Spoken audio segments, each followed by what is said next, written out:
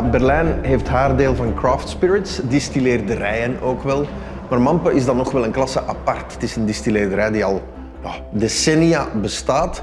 Het is geen hippe plek waar je naartoe komt om eens eventjes stoer te doen. En het is echt wel een plek die met haar 2 voeten diep gegrond en geworteld zit in die Berlijnse klei.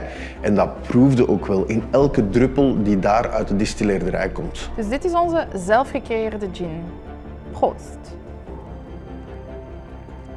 Oh, best lekker. Oh, oké. Oké, pak maar.